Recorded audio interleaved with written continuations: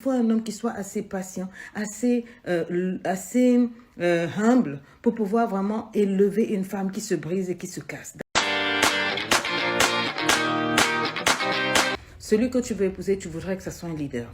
Un leader, c'est quelqu'un qui dirige par l'exemple, quelqu'un de respectable, quelqu'un qui est un modèle, quelqu'un qui est inspirant. Sa manière de gérer, pas quelqu'un qui boit, est violent, est vulgaire, quelqu'un qui ne sait pas se tenir en société, qui ne sait pas être, qui n'a pas de savoir-vivre, de savoir-être, mais quelqu'un qui, quand il pose des actes, c'est parce que c'est vraiment un modèle. Quelqu'un sur qui tu peux dire, voilà, je veux prendre un exemple sur lui, mes enfants peuvent prendre un exemple sur lui. D'accord? Donc, un leader, c'est quelqu'un qui est responsable, quelqu'un qui sait que lorsqu'il pose des actes, eh bien, il y a des répercussions sur sa femme, sur ses enfants, etc. Ça, c'est quelqu'un que tu peux prendre pour dire que oui, je voudrais me mettre avec une telle personne parce que tout simplement, c'est un bon leader. Quelqu'un qui a cette intelligence émotionnelle. Est-ce que tu l'as déjà vu en colère? Comment est-ce qu'il exprime ses sentiments? Est-ce que c'est quelqu'un d'agressif qui, quand il est en colère, eh bien, il vexe tout le monde? Est-ce que c'est quelqu'un qui n'a pas vraiment cette capacité de prendre soin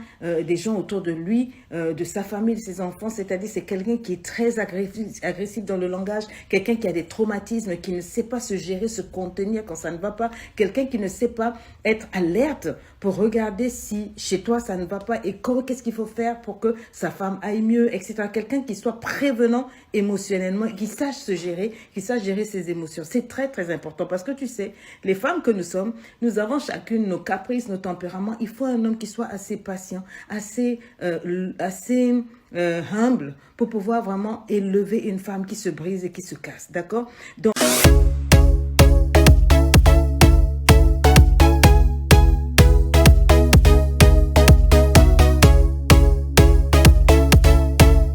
il y a maintenant la consistance, quelqu'un de consistant, quelqu'un qui dit quelque chose aujourd'hui et qui garde ce même rythme-là demain. Pas quelqu'un qui est comme une galette que l'on retourne.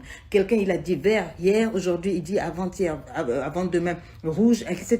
Il te roule dans la farine, c'est-à-dire qu'avec lui, il n'a aucune position fixe, aucune opinion fixe. Tu ne sais jamais à quoi t'attendre. Ça a bien commencé hier, demain, c'est autre chose. Et il n'y a pas plus sexy qu'un homme qui fait ce qu'il a promis de faire. Un homme qui tient parole, un homme qui respecte sa parole donnée, un homme qui, qui est consistant. Ce qu'il dit, c'est ça. Il a bien mûri ses décisions, il a bien mûri ses lignes, ses principes et valeurs. C'est ça, c'est ça.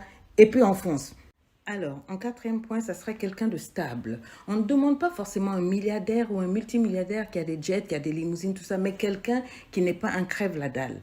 Quelqu'un qui ne va pas t'apporter le chaos financier, le chaos émotionnel, quelqu'un dont tu ne sais qu'il n'est peut-être pas capable même de te mettre un toit sur ta tête pour toi et tes enfants. Ce n'est pas de ça qu'il s'agit. Il te faut quelqu'un qui ait au moins un minimum d'entrée financière pour prendre soin de lui et pour prendre soin de toi. Si tu vas sortir avec un homme qui est encore fourré chez ses parents, laisse tomber, tu ne pourras pas voir sa capacité à prendre ses responsabilités. Est-ce qu'il est assez responsable? Est-ce qu'il est assez mûr pour lancer une famille, pour fonder une famille et puis la gérer? S'il est lui-même dans un état, je ne pense pas que ce soit ce dont tu as besoin. Ce dont tu as besoin, c'est quelqu'un de stable sur qui toi, tu peux t'appuyer. Sur qui toi, tu peux t'appuyer pour toi et les enfants. Si toi, il t'arrive quelque chose, les enfants ne seront pas à la rue, à la galère parce qu'ils ont un père qui est capable de prendre soin d'eux. Ça, c'est vraiment très, très important. Un homme stable. Le cinquième point, c'est quelqu'un d'intègre.